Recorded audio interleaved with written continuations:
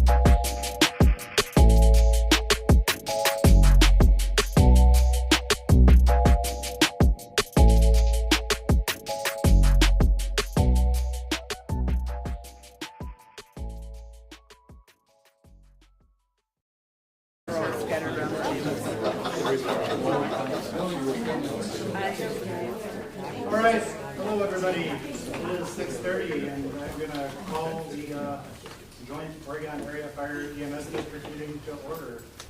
And we'll start with item 1, call to order and roll call of the Oregon Area Fire EMS District Commission. Jeff Hodgson. Here. Kate Gladden. Here. Derek Belo. Here. Kent Knudsen. Here. And I'm Jason Manke here. Item number 2, call to order and roll call, Town Board of Dunn. Call the Town of Dunn to order. Roll call. Ross Hausman, Supervisor. Jeff Hodson. And Supervisor. Steve Grubb is absent tonight, and Kathy Hassman report. Item 3, call to order and roll call, Town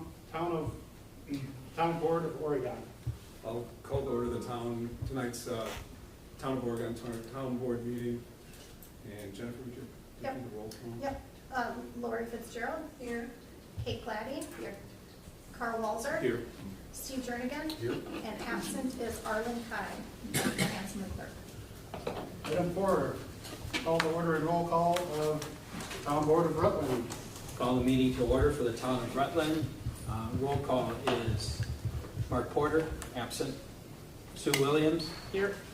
Kent Knudsen here. Nancy Nedbeck, absent. Jim Dudd. Here. Dorn. Thank you. We have a quorum. On to item number 5, call to order and roll call, Village Board of Oregon. I'll call to order the joint meeting of the Oregon Area Fire and EMS District for Village of Oregon. I'd ask Joyce to call the roll. Belo. Here. Van Kampen. Here. Kirchdorfer. Here. Monke. Here. McDaniel. Here. Peterson. Here. Russian. Here. Before we move on to item number 6, just wanted to say tonight's joint meeting also has a senior center element to it.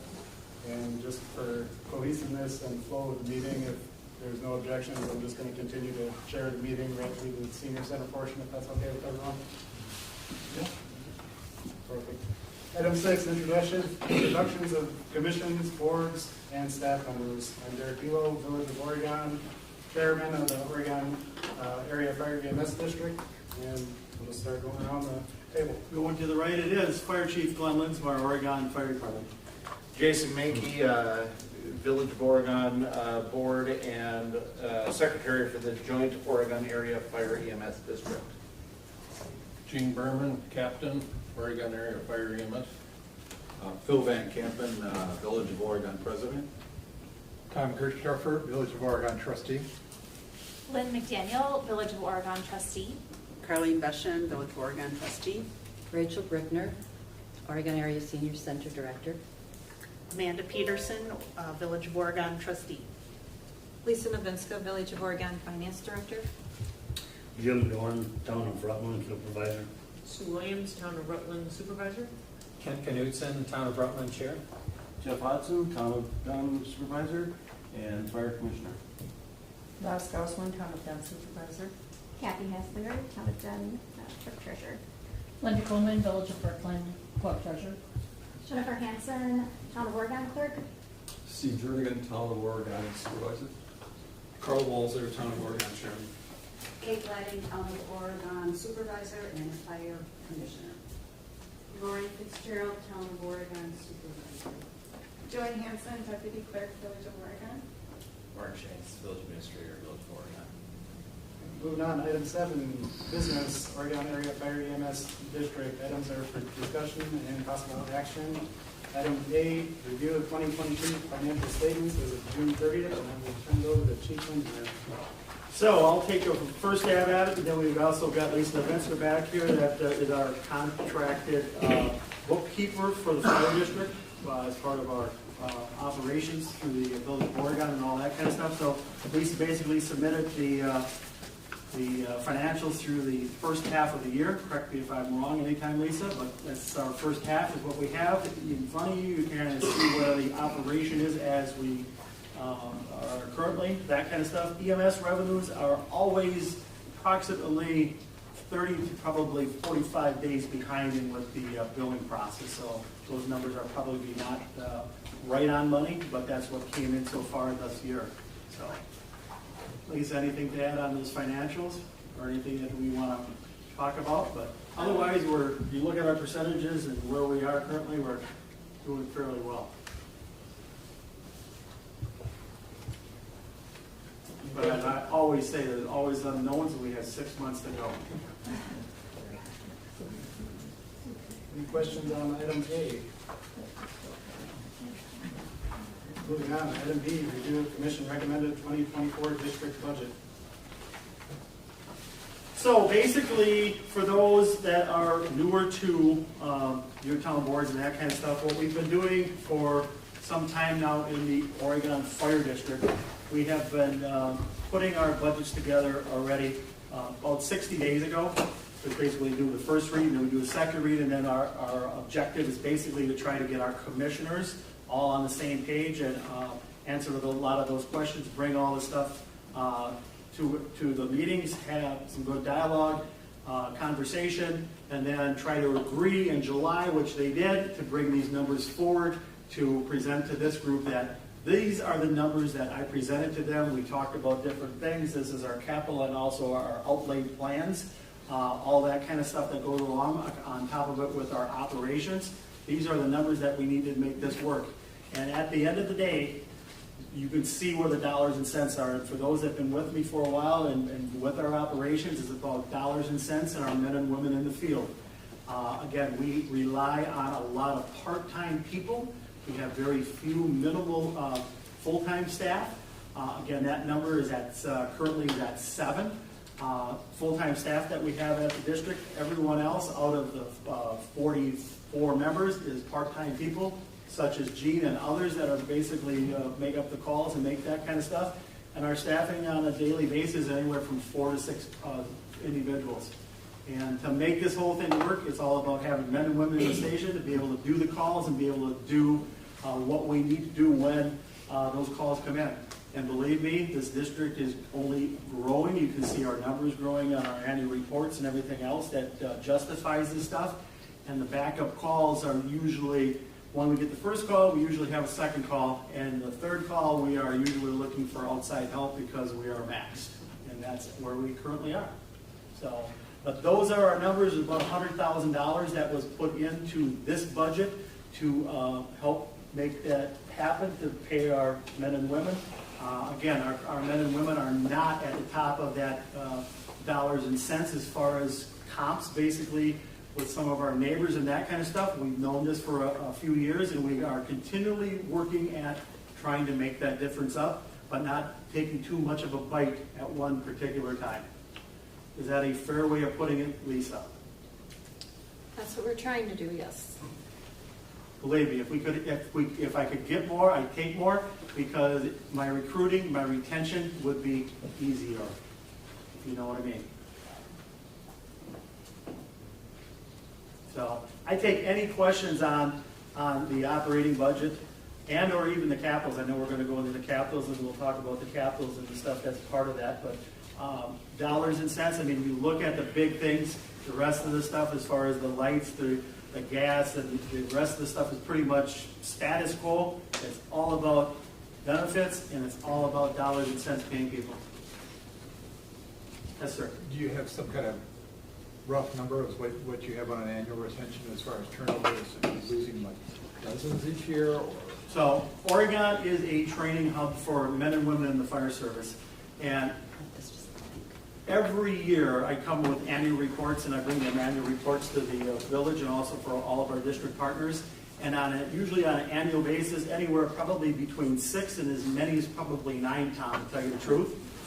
We have people getting full-time career jobs elsewhere that we don't retain those folks that work for us part-time for probably someplace in the area, probably 15 to 18, maybe 36 months if we're lucky, if they came in, when I say absolutely nothing, and they went through all the schooling, but by the time after 3 years, they're usually a fire medic, have all the fire classes, everything they need, and they get hired someplace, either in the state or out of the state. Most of the time, it's pretty much in the state of Wisconsin. So that has been going on. We can lay out those names. We can show you that stuff on the annual reports. And it's just one of those things. So we're fortunate that people come here and know that we have intern programs, that know we are a hub for giving people a lot of hours and letting people work part-time towards their careers. So, and we've been taking advantage of that. Ken? Could you tell me what number 227 fire contingency means? Basically, that is for all of the unknowns, meaning like a few weeks ago, we thought the air conditioner handler was actually going to go out in one of the buildings, that kind of stuff. Is this on the building part? Is this in the 52-200 or is this in 52-250? 52-200. So basically, that is basically money that's set aside for like the unknowns of any truck repairs or anything else that's happening on the operation side. So that could be a tranny in a truck, that could be a pump going out, anything large. We kept that at $10,000 for a few years. We took that up to $20,000 this next year. So just again, it's just a buffer in that operation budget to be able to take care of some of those things. I will say one of the unknowns that we currently have right now are organized men and women from 311A, basically, are 6 full-time people that are part of the union. They have been working since the first of the year without a contract. That contract that we've been working on since about a year ago, last June. We've been meeting with Kyle Gulia and our team. We have a percentage in there for that we believe is going to hopefully settle, and we move forward with all that. There is a little buffer in there for some legal fees and some of that stuff, that some unknowns that we believe will be correct. It should get us close, Ken. Okay, thank you. Anything else on operations? Chief, you mentioned the 52-250, the fire EMS building. There's 20 in that one as well. Yep. Is that similar to the contingency? 100%. Going back to what I was going to go down that trail, Kathy, about air conditioners and everything else. So we got about a 22-year-old air handler on our current building. A couple weeks ago, I emailed the commission and said, FYI, stage 2 is out. I had a couple contractors telling me that stage 2 was not going to be able to be repaired. They put the fire chief in a panic situation because they told me between $75,000 and $100,000 to fix the air conditioner in that building. It's a 50-ton unit. So, long story short, we got in a bunch of contractors and we ended up fixing it. I do not have the bill on it yet, but I believe it's going to be someplace the majority of that 10,000 contingency in my current budget that I have, and a few unknowns. So we have a little padding there for some mechanicals when and if things happen, but I believe we're going to be good. So there's a lot of unknowns, and we don't like unknowns sometimes. I think it's easier to have money in an account than it is to, hey, can everybody cough up some money? I don't think that that works too well, personally. Jennifer? Chief, so the capital, 47 from last year to 81 for us for next year, is that something that could ever be regulated at like around the same value each year, or is that difficult to do? That is almost virtually impossible. Okay. And the reason I say that is because depending on what we are buying at the time, when we had COVID, we pulled those numbers back to just to try to streamline as much as we possibly can. At that same time, you start looking at what trucks and replacements are and all that kind of stuff. And at this point, the commission has basically worked with myself and Gene on our truck replacement and our future years out.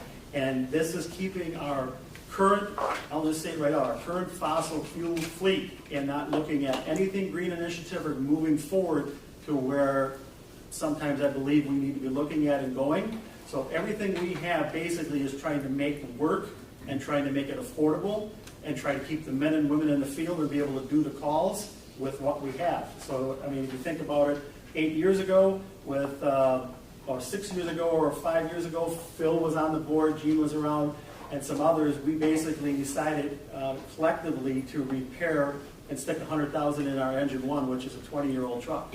So we stuck $100,000 in that truck versus spending $700,000 trying to replace that truck, which would have been 7, 8 years ago. And those things are just going on and on and on. Right now, to kind of give you dollars and cents of where truck replacement is in the electronic version and in the green initiative, that again, some things I believe in, 100%. And I have solar panels on my house, so I'm into that mix. Here nor there, a engine that is $1 million today is basically, they're saying, going to be about $2 million on the electrical side. So they're almost double. So if that's the direction that we're going to go later on, we need my capital numbers that we have out, my capital plan for 10 years right now, we can throw it out, we can add 50%. So I hope that kind of answers your question. It fluctuates, it goes in and up and down and all the above. As long as we can keep a big target things off of there, like engines and large things, we're in good shape, but nothing's going down. Nothing.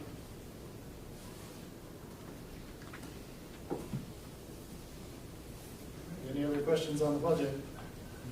Now is a better time to ask than the September meeting, so. Lisa, do you remember for the group, we've got health care costs from the state plans already. Not healthcare. That we don't usually get that until around September 15th. But we already put a number in, you put a percent in there? I think I put in 7% just as a placeholder. So our placeholder is 7 in the budget right now. If that comes down, you can see a little bit of savings. We don't know where that's going to go, and you probably won't know that until October. September, Okay. around the middle of September. I think I usually have it for our September meeting. It'll be trued up by then. All right, moving on to item C, which we already kind of touched on, is the review of the commission recommended 2024 district capital improvement plan. So basically, you turn here to the 7C, you turn to that second page, you can kind of see what we bought or have on order in our spending in 23 with the mobile upgrade to the Motorola radios, some extrication tools that we have in place and all that kind of stuff already. Again, our hose, that kind of thing, we've been budgeting with Phil in the group that we've decided probably Phil, probably 5, 6 years ago already, or more, that we put turnout gear and hose, that kind of stuff, as part of our 2% dues. And on an annual basis, our 2% dues, which brings us into all commercial properties where we inspect the Department of Discipline, professional buildings, sends us money back for those inspection, that kind of stuff. And usually, Lisa, we're in about $85,000 to probably $90,000 in that area that comes back to the district through our municipalities for doing those inspections is what I'm trying to basically say. Turning on to the next page, you'll kind of see, so this year here to answer Jennifer's question, basically we spent $255,000 in our capital outlay in the stuff that we're basically doing. Next year, our proposal that we brought to the commission and are moving forward is basically taking the 20-some-year-old squad that we have, the 2001 version, and basically trying to find another used vehicle to replace that, and that's at a price tag of $400,000. Now, yes, we know $400,000 is a lot, but Gene, those numbers on new ones were how much? 800 to $1 million? Yep, 800 like million point two. So we decided to go the used version, and we figure we can again get about 10 years out of a truck on that neighborhood. We can go out on the market, we can find something probably in the southern part of the country that's probably seen no winters, no salt, no abuse, any of this other kind of stuff. Probably get it in here with, some of those trucks have how many miles on them? I mean, they're almost like nothing for miles. Probably 20 to 30,000. So basically broke in. And they'll come here, will be 10 years old, they're changing them out, they're making that happen and everything else to make our life better for 10 years. At some point, 10, 15, 20 years down the road, this stuff's all going to have to be replaced again, but it's buying us short-term time. So, if that makes any sense. Replacing some trailers next year, basically, I don't know how old our current trailer is, quite old, and it needs some replacement that we bop around with the UTV with the tracks on and all that kind of stuff. We've got that unknown in there again for the buildings and that kind of stuff, for the unknowns, being able to replace things when and if something goes down and that kind of thing. And then you see the 2% dues, all the rest of the stuff, the turnout gear, the hoses, that is always, we go to the commission, we ask permission, basically approval to buy so much hose and to replace hose, stuff that doesn't work, and then we try to rotate out gear. Life expectancy of its set of turnout gear is 10 years as far as structural boots and pants and coats and all this other kind of stuff. And we try to rotate that stuff out accordingly every 10 years to rotate through, say, 50 sets of gear, so it's ongoing. And again, turnout gear, you've seen a lot of things that have been happening with PFAS. Well, what they found out is PFAS in a very small percentage has been in the turnout gear that my men and women have been wearing for many, many years about my life in the fire service. So about a year or two ago, they started changing that. You know what happens when they take the PFAS out and they change the product. Our gear that we used to be able to buy for about $1,200 a set is now about $3,600 a set. So it's just about triple. But that's what we need. We know you need protection and all that kind of stuff. It is a half to half. It's one of those things, we send people in the buildings and all that kind of stuff. And then the last thing that we need is to have outdated gear and all that kind of stuff and have someone get hurt. OSHA and everyone else will be hunting me for the rest of my life, and then some, put it that way. It would not be a good day. So that's kind of how we kind of put this together. And you can kind of see next year, basically, you got 440,000. Then you can kind of see we're trying to keep it close, Jennifer, and 25, again, projected is 475,000. You can kind of flip the pages, and then we got some real big numbers down the road, depending on where we go with these unknowns about this station addition and all that other kind of stuff. So these are probably, and I know Martin and I talked about this, again, these are numbers living with our fossil fuel stuff and that kind of thing. This is not green initiative stuff. I'm not opposed to green initiative. I just know our operation and what we have, and then I try to be realistic to see what's going to work inside of our means or what we can afford. And believe me, if you can find me more money, we'll take more money. But I don't know where we're going to get it.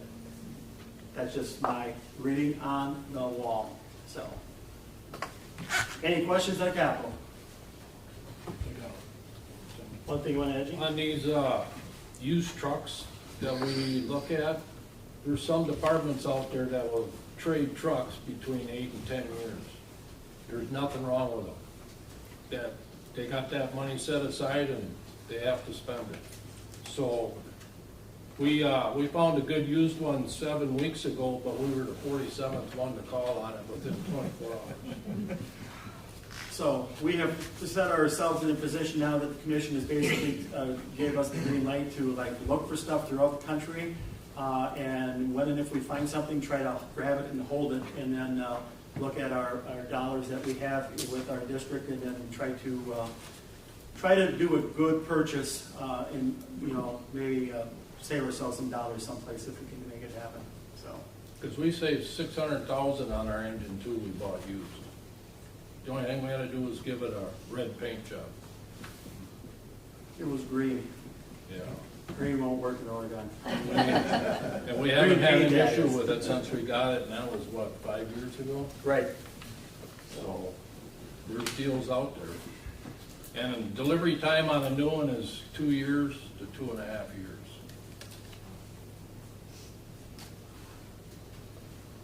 So just to give you an idea of what we're up against. All right, any questions out there for the capital improvement plan? No questions, I'll just make a quick statement.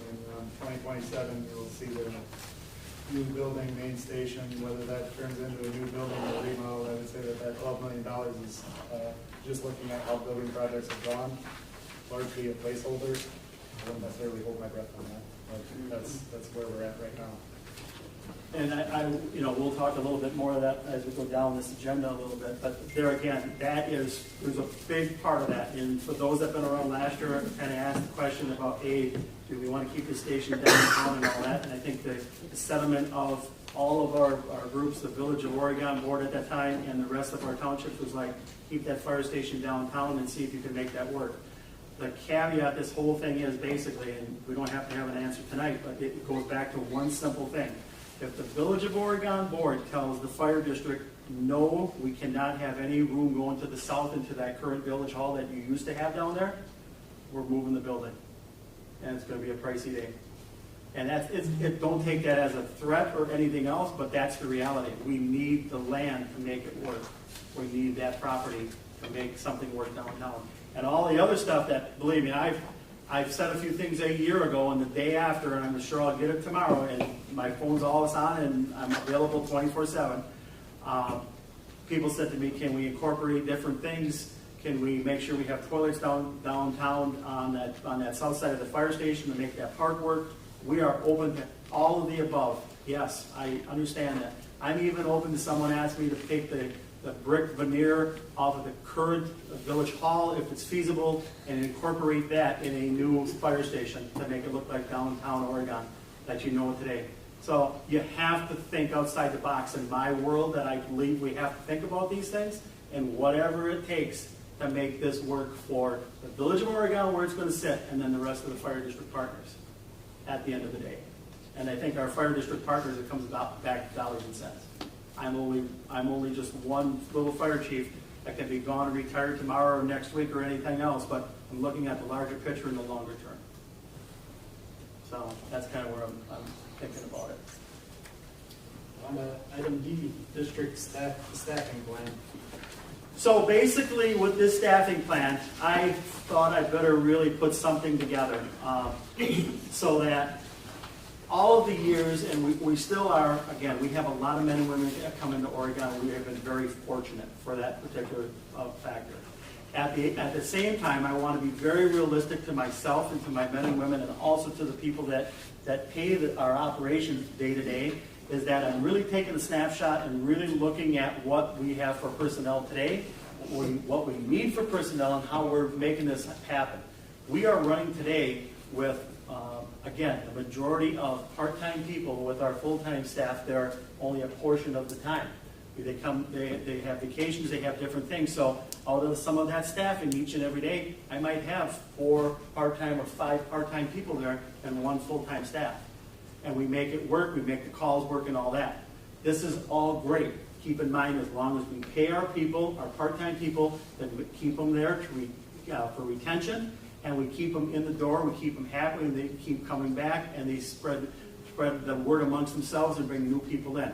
As long as that continues to happen, we are in good shape. When it doesn't, we are in trouble, because I will not be able to provide the services 24/7, 2 and 3 deep that we do currently. So I decided that I really need to lay this out. And believe me, my commissioners, when I laid this out a month ago, they're like, whoa, this is some serious dollars and cents in a 10-year plan, that kind of stuff, and dollars and cents. But that is the reality. If they left me tomorrow, I'm going to have to hire more full-time people to make up the difference. You look at our numbers. You look at the 52,200, 153 category, which is $400,000 that we have in for our paid and part-time people. What does that really get us? That gets us about 4 full-time people. And I right now have about 46 on staff. So you have a staff, an operation of men and women, about realistically maybe about 10 to 12 people. So you got to take care of the left and the right, and you got to put this together each and every day. I'm just bringing it to you folks so that you see the reality that I walk into each and every day and have done for many, many years. And you know, at the end of the day, the men and women that work for us are very good, are professional, always trying to educate themselves, doing all that kind of stuff. The people that we protect want services that are in a timely service, I believe, and a good group of bringing folks together. You know, an ambulance call, 2 people. A car crash, you know, we're already at a minimum of at least 5 people that we need. And that's before someone gets hurt and we need to start cutting people out of cars and doing different things. So you can only rely on your neighbors so much. The other thing that I've been telling and basically, I don't want to say preaching, but really I commission the Phils of the world, the Jeffs, the Dereks, the people that have been around me a long time and probably understand me and know what's going through my mind, is about delivering that service in a timely fashion and making sure that we have that depth. Having just a few up front isn't the depth that I need for that explosion in downtown Oregon, or you know, a structure fire in the town of Rutland that happens at 4 o'clock in the afternoon, and fortunately I can give you 6 or 8 people almost immediately when these people are transforming, coming back from work and all this other kind of stuff. So that's it. It's basically, this is what I gave to the commission. They did not approve this. This is out there just so that we start thinking about, you know, an eye-opener and trying to spell it all out with the details so that all of you understand exactly what my paid on premises, my paid on call, you know, where the hours are, who's putting in the dollars and cents and making this happen. So that's pretty much it in reality.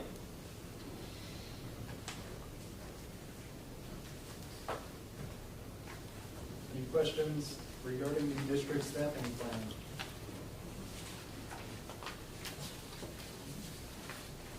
Hearing none, on the item E, facilities planning update. So basically in the facilities planning, we didn't put any inserts in there. I can tell you this is where we are, and thanks all of your municipalities for, again, naming some folks. We've got those names. We've got everything basically put together. We have not brought the group together yet, just because it was basically probably in about April this spring with the elections and everything else that we've got the names, so we're ready to go. Then we had some vacations going on and everything else. We had the budget meetings and time just kind of flew away. So our hope is to try to get the group together in probably August, early September, and we're going to start with an orientation. We'll let everyone know when that's going to be. And basically, we're going to start with bringing the group in, going through our current fire station, letting people understand that, and then start building that out from there, and then building out to where we see our needs going with aerial apparatus, with some additional staffing, probably additional ambulance down the road, all that kind of stuff. And again, believe me, it goes back to this here. There are more often days than not that both of our ambulances are transported and we have no other ambulances and we're waiting for the outside. And kind of the initiative of myself is to try to take care of our own incidents and not push those incidents to another municipality. I don't think it's fair for Brooklyn's operation or Fitzrona or Stoughton or anybody else to take on a burden of ours if we can't. Now I understand you can only staff for so much and you can only incorporate so much and capture that, but at the same time you can't use that mutual aid or that right of pushing it on to your neighbors. At some point with the buildings and everything else that's happening in our district, we need to be able to handle those. And those are the things that we've been kind of trying to build and operate accordingly. So So we'll bring that group together and we'll see where that is, and hopefully we'll have a very positive favor, Mr. Administrator, from the Village of Oregon, and work that process and try to keep that number close to this projection on that capital plan than trying to have some triple-digit number that shocks Jennifer in a few more years. Any questions for the chief on the facilities planning update? No, moving on to item F, 2023 Oregon Area Fire EMS Association Easy Money Raffle. That's Mr. Gene Berman.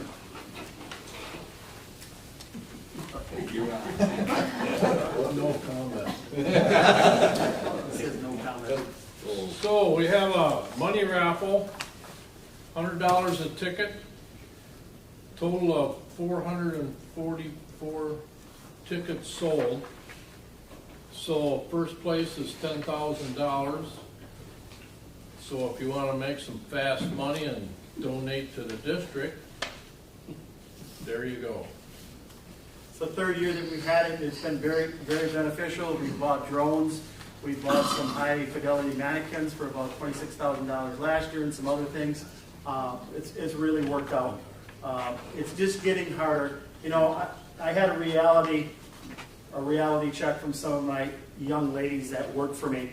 And they said to me, Fire Chief, you know, we don't mind being a paramedic, an EMT, and a firefighter for you, but we really don't know if we want to do all this fundraising and all of this other stuff that you do. They like to come to the Christmas and Santa coming to Oregon and all this other kind of stuff, but our bowling tournament and work a bowling tournament or work a craft fair, they said we just have to try to figure out some happy medium. So the happy medium is this raffle that they've been doing, and that seems to work pretty well.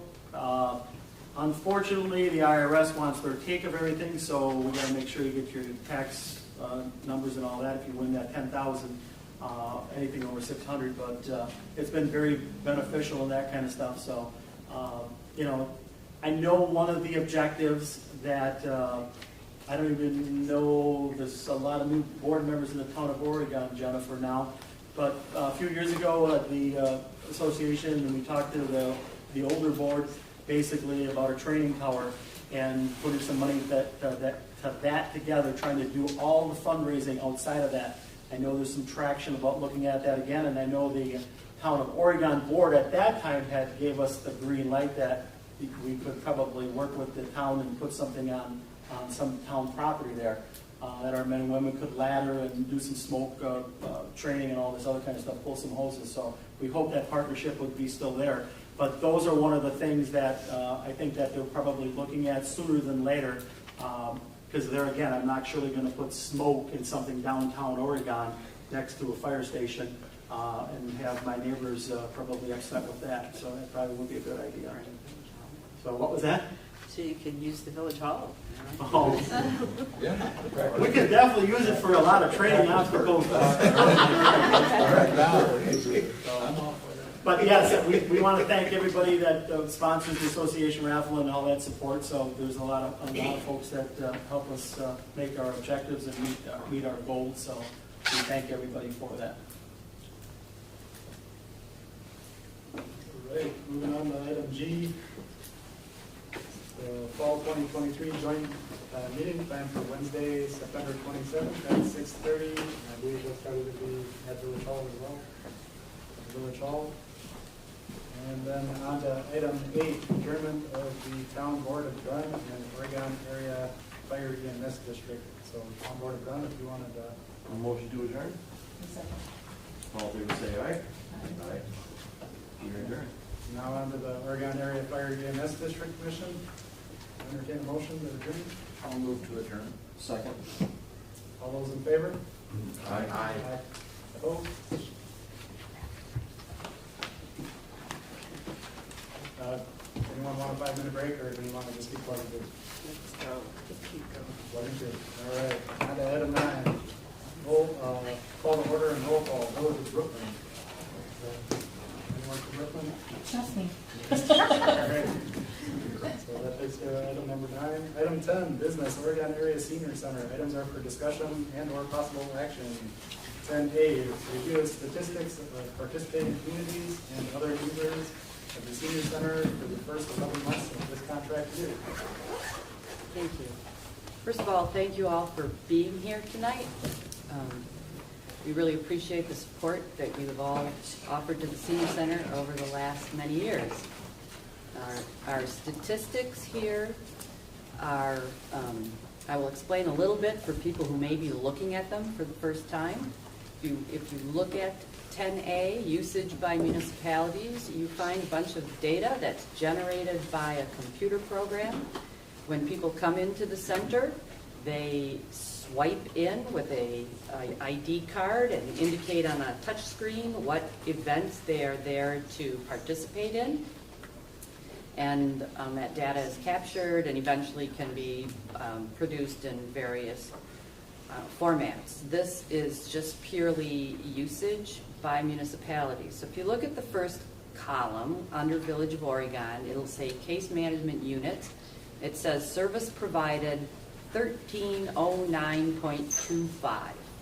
And then next to it, it says seniors, 164.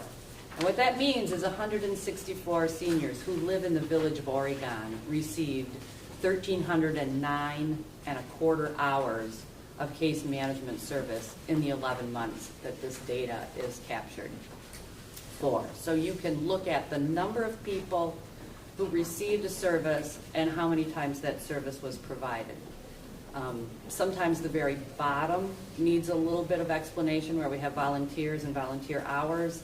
In the very left-hand column for the Village of Oregon, service provided under volunteers is 2510, and the seniors doing that 115, and then below it, it says volunteer hours 5728. What that means is 115 seniors who live in the Village of Oregon volunteered 2,510 times, giving us 5,728 hours of volunteer service.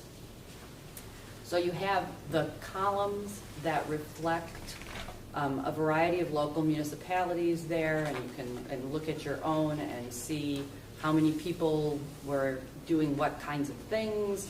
You can get all the way over to the far right-hand side and see what those totals look like. There's a column called Others. That's a whole lot of other people who don't live in the identified communities. They are at the senior center for many reasons. There's 110 of them that enjoyed meals, and that's because we're required by the Federal Older Americans Act to be open to any senior in the country who wants to come and have a meal. So nothing we're going to do about, reducing that number. That's just a requirement. Some of the others are simply people who are visiting, people who live, maybe somebody in Stoughton really wants to come listen to a program that we have. We don't prohibit them from doing that, just as they don't prohibit people from our area from going there and participating in their services. What we consider to be, some of our more intense services, like case management, we can't provide to people outside our service area. They have to go to their own home senior center to receive those services. There are actually 3 pages of statistics. The first one is the 11 months of use. The second page breaks that into percentages. What percentage of that use did every municipality have? And the last page is a point system that was created as part of the contract that the municipalities around this table all worked out about 11 years ago to try and create a formula for fairly providing for the costs of running the senior center. So this points by municipalities all has to do with the contract that was in effect, will be in effect until the end of this year. If we go back up, one of the things that I find amazing on that first page of statistics is at the very right-hand column, the very bottom number reflects how many active volunteers we've had in the last 11 months. It's 165 people. We have 3 part-time staff. We have 3 full-time staff. We have 5 part-time staff. But we have the equivalent of 3 more full-time staff, and another half-time staff, just out of the volunteers that come and do amazing things with us. So our meal program, for example, there's one person who works 5 hours a day. She's assisted by 3 volunteers. They rotate, but 3 volunteers in the kitchen every day, and 4 volunteers who take meals out and deliver them on 4 different routes. That's 8 people making that meal program run. 5 hours of that time is one person being paid. So gives you an idea of how vital the volunteers are, and we couldn't do what we do without them. So I always want to, when I see these statistics, I always want to do a little shout out to the volunteers because they really make things happen for us. I'd be happy to answer any questions that any of you might have about these statistics, what they represent,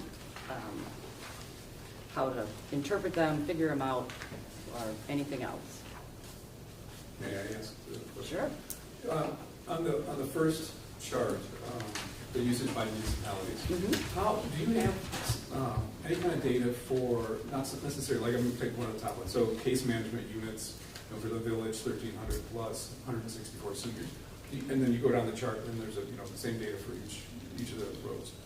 Do you have anything that's by senior and like an array of which services they use? So here's resident number 1. Not just case management, but gets meals and gets whatever, the whole list of things maybe. Do you have that type of data? Sure. So if I want to look up John Smith, I can see, John Smith had 64 meals this year. He used transportation 4 times. He received 12 hours of case management, and he came in and had his feet taken care of 3 times. And that's exactly what I mean. Yeah. I don't know that we've seen that for Town of Oregon. I would love to be able to get that if you've got it. Okay, I can't give that to you. I don't need. Can you redact the names? Because I don't need the names. I just like to see like here are the residents of the town using this spectrum of services. So in other words, you would like to see something along the lines of client A received X number of meals, X number of hours of this, did this. Client B. Yep. You want. I absolutely don't need the name. You can't have the name. So yeah. That's why I don't need it. Even if you needed it, you wouldn't get it. Well, you can even give it to me because I don't want it. That's good. Then we're in agreement. But what would be difficult? I guess what you're asking is to try and reduce the duplication. So I'm trying to understand how many of our residents, how many use it at a minimal level, moderate, and high level, use the services of the senior center. So, in effect, you want perhaps a couple of hundred people identified individually with every service that they engage in. Well, I don't know what the couple hundred, I don't know the number. So if your estimate is a couple hundred, then I guess the answer is yes. But if you have to manually produce that, then For so each your person. system can't, your check-in system wouldn't do that. Because would some of the services not hit that system? The system is not good at, so I can tell you how many people had meals, and I can tell you how many people had case management, but it doesn't want to sort out, well, how can I put that? I can, if I put in an individual name, so that means going through every town of Oregon resident who uses the senior center. I can enter every person's name and find out what services they have engaged in. But that means first sorting out every town resident who uses the center, Right. and then entering each one and finding out Right. what they've done. Yeah, I was aiming for pushing a button. I would like to aim for pushing a button too, but unfortunately, the system isn't that. Can you easily get to a point of just, and again, I don't want the names, but identifying on your system, here are the residents that have done some kind of service this month or this quarter, whatever, this year, past year, and to get that count? So beyond the fact that 30 people received case management and 92 people received outreach services and 48 people received meals and, Yeah, You're the after limitation is there you're because- after unique users. Yeah, I'm after unique. Versus So that 30 an seniors for overlap. case management could also be an outreach. So really, we're not talking about 100, or 122. so you're trying to we're reduce the talking about- duplication. Yeah. Yeah. Yeah. Yeah. Figure out how many unique users there It would be extremely helpful, probably not just to us, but anybody else participating. We can give it a stab. That'd be great. That'd be excellent. I just don't have any idea how quickly we can do that. Tomorrow's fine. I'll get right on it. are. I have a question. I don't know what ADP means. Oh, ADP is our state licensed adult day program. Okay, thank you. So that Those is are people who are actually, people who are at risk for social isolation. They're often people who live with family members might be gone during the day to work, and or the family member really needs a break from caregiving. Sometimes there are people who don't drive anymore, who may have health issues.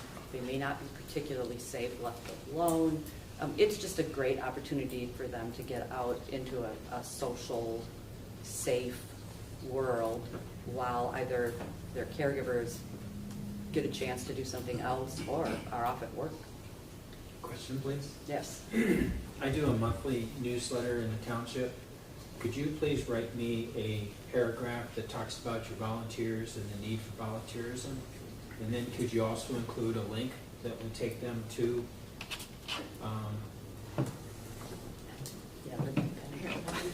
Just take them to the site you want them to go? Sure. To the town of Rutland, Kent Canoes. Mhm.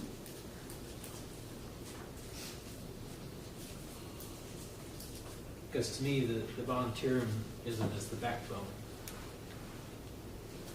Right. And it is. And, we have to vet volunteers, we have to recruit volunteers, we have to train volunteers, we have to schedule volunteers, we have to supervise volunteers. So there's a fair amount involved in managing volunteers, but all of the time we get back from them makes it's a finite number of tasks for what could be an ever-growing number of volunteers. I just want to try to get you a few more.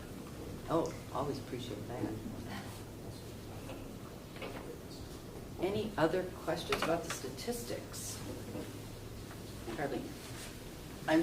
it doesn't specifically say transportation over here in this first column, and I'm wondering how that's measured. Right. Information and assistance is kind of partway down the list on the left-hand side, and there's a little number 4 behind it. And down Oh, I below see it. number Okay, 4 got it. will tell you. So when this contract was drafted, the way things were broken down into categories was, there was an attempt to figure out what were the most cost-intense or labor-intense activities that the staff engaged in. So it takes more staff time to schedule a ride for somebody than it does to make sure the lights are on in the room where the card players are going to come in and play cards. So having somebody come play cards doesn't get weighted very heavily in the overall scheme of usage when we talk about points. That's a low point usage. Something like scheduling a ride is a little more labor intense, so that's a little higher number of points. Something like being in the adult day program is very labor intense, and so that's one of the highest point totals that is assigned to an activity. So, Got it. Thank yeah. you. That makes sense. That's why some of these sort of things that don't necessarily look like they should be lumped together are lumped together. Okay. Thank you. Mm-hmm. Anything else?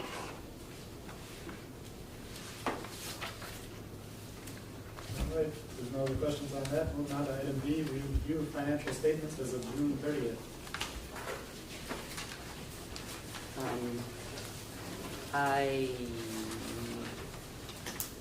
From looking at this, I can see that I'm at the senior centers just about where I would expect the senior center to be right now. We've got about half of our revenue in and about half of our expenses have shown up. We never know what's coming down the road at us, as Chief pointed out. The unpredictable is the bane of our existence, but that's true of everyone in their lives, right? So, if you've got any questions about any specific line items, there are a few things that got a little bit over budget. Operating expenses in our meal site looked like we're 111% spent, but that's because when our caterer, the county's caterer, stopped delivering meals quite suddenly without any warning, the county said to us, figure it out. So we went and worked with various caterers and grocery stores and came up with the food to keep people receiving meals. Ultimately, the county has reimbursed us for the cost of that food. It's just in the world of accounting, that budget amendment hasn't been made yet to move the money back into that category. So I am happy to say that we do have a new caterer who's going to be starting September 1, Atlantis Valley Foods. So after many months of stopgap catering, we are moving on to something more permanent, which is good news. But anyway, back to the budget. Any questions about the budget? Hearing no questions about reviewing the financial statements, we'll move on to item C, 2023 building repairs to date. Yeah, after hearing the chief talking about his air conditioner and the amount of money that might have run, I feel pretty lucky. Because we too had an air conditioner issue, but ours was only like $1,600 and some dollars. It was just a baby. Yeah, it was a baby. We got 5 air conditioners, but happily, they're babies compared to yours. We basically had 3 different kinds of tragedies befall the aging building this year, and they have been basically the HVAC system, various general plumbing things, and our dish sterilizer system. The building was remodeled 30 years ago. It is a more than 60-year-old former grocery store. It's kind of a pole building, and it's showing its age, and remodel is showing its age. You can imagine if you own a home or purchase things and you've hit the 30-year mark, there's not much you haven't replaced. Well, happily, there are things we haven't replaced, but it's starting to make me real nervous that we haven't, because you know it's coming. So we've had some furnace repairs, we've had some air conditioning repairs, we've had some plumbing repairs. The dish sterilizer system, I just got the 3rd invoice in on that, was $516. So now that I have that one, I can tell you that our total repairs so far this year are just under $5,000, which is not insignificant for us, given the size of our budget. So we're optimistic that we won't have a second 6 months like the first 6 months in terms of building issues, but not getting any younger. We're also looking at potentially having to replace the dish sterilizer system, as that is 30 years old. Replacement parts are being phased out, and we're eventually probably going to have to replace that, and it's probably going to cost $15,000 to $20,000. We can't have the meal program without meeting the code for the food. The county will potentially kick in up to 50% of the actual equipment cost, not the installation. But that is something that we will be figuring out how to finance in the next, hopefully not 6 months, but in the next year or so. Questions on our building repairs?